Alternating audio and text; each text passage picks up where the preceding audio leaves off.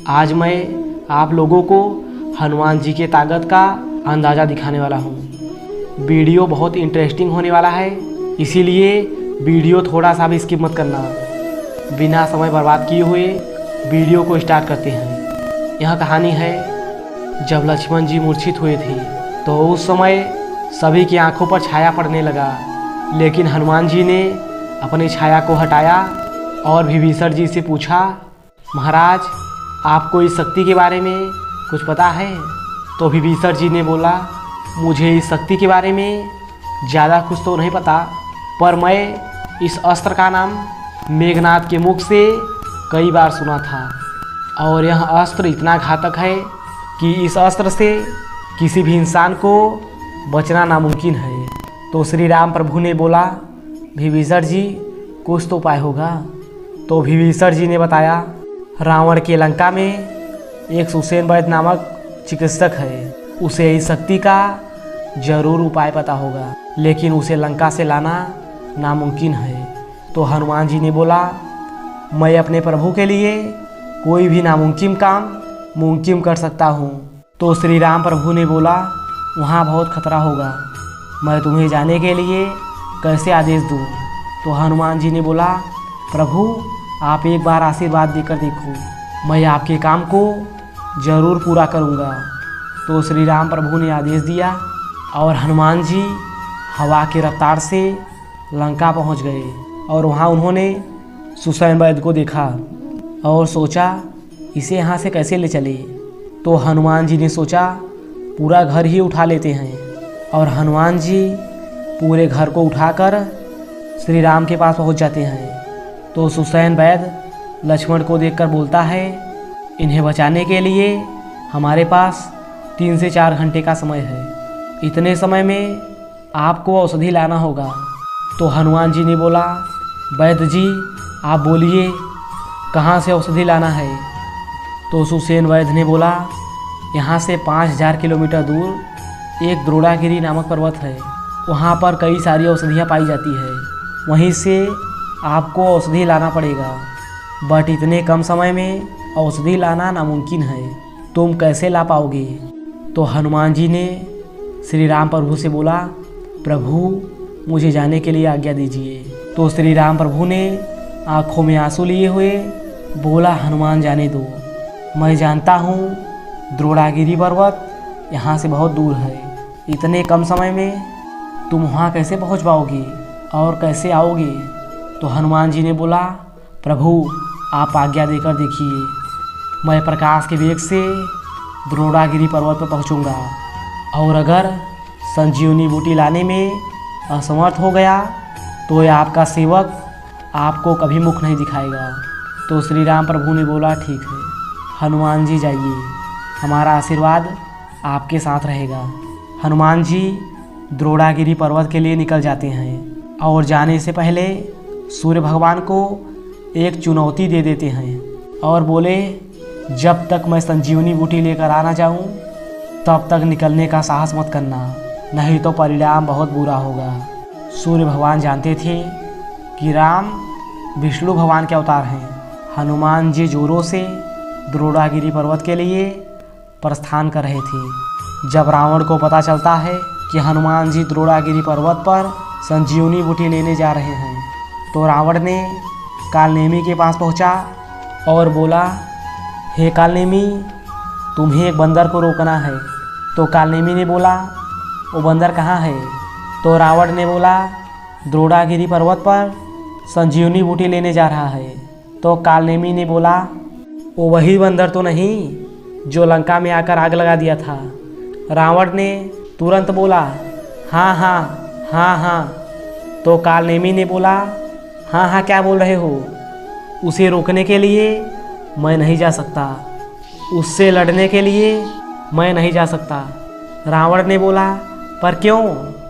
तो कालनेमी ने बोला, वही बंदर हमें मैदान में हराकर भेजा था, अगर मैं मैदान में कुछ देर और टिकता तो आज मैं तुम्हारे पास नहीं यमराज के पास होता। तो कालनेमी ने बोला, महाराज जी मैं आपसे एक बात पूछूं? तो रावण ने बोला, पूछो।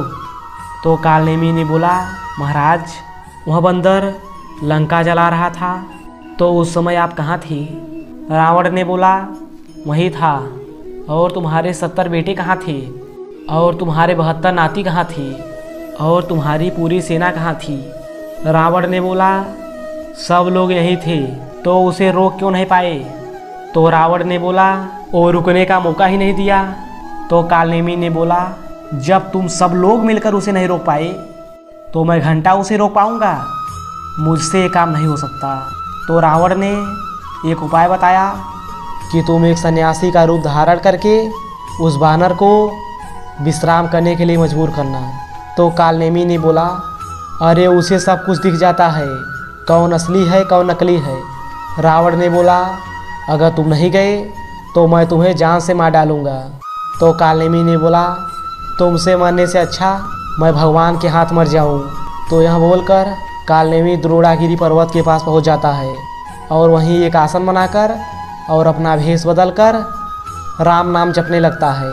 तभी हनुमान जी द्रोणागिरी पर्वत पर पहुंच जाते हैं और अपने मन में सोचा, जड़ी बूटी लेने से पहले स्नान कर लेता हूँ। फिर हनुमान जी एक पास की नदी में स्नान करने लगते हैं। तभी एक मगरमच्छ हनुमान जी को पीछे से आकर पकड़ लेता है और हनुमान जी को काटने का प्रयास करता है। पर हनुमान जी के ताकत का अंदाज़ा उसे थोड़ी पता था।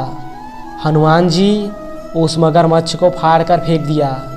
तभी उस मगरमच्छ से एक स्त्री निकलकर बोली, मैं श्राप से मुक्त हो गई, और कालनेमी के बारे में पूरी कहानी बताकर स्वर्ग चली जाती है।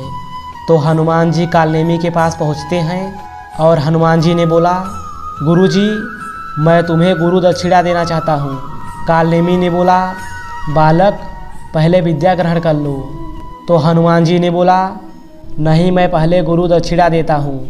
तो कालनेमी ने बोला, दो, गुरु दक्षिणा में क्या देना चाहती हो? तभी हनुमान जी उसके पैरों को पकड़कर फेंक देते हैं। कुछ देर तक दोनों लोग युद्ध करते रहे। उसके बाद कालनेमी मरते मरते श्री राम का नाम ले लेता है और उसे स्वर्ग की प्राप्ति हो जाती है। और हनुमान जी द्रोणागिरी पर्वत पर पहुंच जाते हैं। वहाँ कई प्रकार की औषधियाँ और कई प्रकार के पेड़ और पौधे थे। अब हनुमान जी बहुत संकट में पड़ गए कि इतने औषधि में संजीवनी बूटी कैसे ढूंढे। तो हनुमान जी के दिमाग में एक विचार आया कि पूरे पर्वत को ही लेकर चल देता हूँ। और हनुमान जी पूरे पर्वत को लेकर निकल देते हैं और बहुत कम ही समय में भरत के आश्रम के ऊपर पहुँच जाते हैं। तभी भरत जी का निगाह हनुमान जी के ऊपर पड़ जाता है। भरत ने सोचा, इतनी बड़ी पहाड़ को लेकर कोई राक्षस जा रहा है, और भरत बिना सोचे समझे हनुमान जी के ऊपर तीर चला देते हैं और हनुमान जी वहीं सीधे ज़मीन पर गिर जाते हैं और राम राम जपने लगते हैं। तो भरत ने उन्हें होश में लाया और हनुमान जी ने पूरी कहानी बता दी। तभी भरत ने पूछा, मेरा भाई लक्ष्मण कहाँ है? तो हनुमान जी ने बोला, श्री राम प्रभु के गोद में सो रहे हैं। तो लक्ष्मण जी की औरत के चेहरे पर थोड़ा मुस्कुराहट आ जाता है। तो हनुमान जी ने बोला, देवी, आपके पति को बाण लगा है और आप मुस्कुरा रही हो? उर्मिला जी ने जवाब दिया, जब मेरे प्रभु श्री राम प्रभु के गोदी में सो रहे हैं, जो तीनों लोकों के स्वामी हैं, तो ऐसे में मेरे पति को क्या हो सकता है? तुम्हें रुकना हो तो थोड़ा विश्राम कर सकते हो। हनुमान जी ने कहा, नहीं, मैं अब चलता हूँ, नहीं तो बहुत लेट हो जाएगी। हनुमान जी पूरे पर्वत को लेकर निकल देते हैं और यहाँ श्री राम प्रभु सहित सभी लोग बहुत परेशान हो गए थे कि अब तो सुबह होने ही वाला है। बार बार हनुमान जी की राह देख रहे हैं। तभी अचानक से हनुमान जी दिखाई देते हैं और सभी लोग बहुत खुश हो जाते हैं और लक्ष्मण को सुसैन वैद्य तुरंत संजीवनी बूटी पिलाता है और लक्ष्मण जी तुरंत उठकर खड़े हो जाते हैं और हनुमान जी को श्री राम प्रभु ने धन्यवाद दिया। अगर वीडियो थोड़ा सा भी अच्छा लगा हो तो प्लीज़ चैनल को सब्सक्राइब कर दो। तो मिलते हैं फिर दूसरे वीडियो में, तब तक के लिए गुड बाय।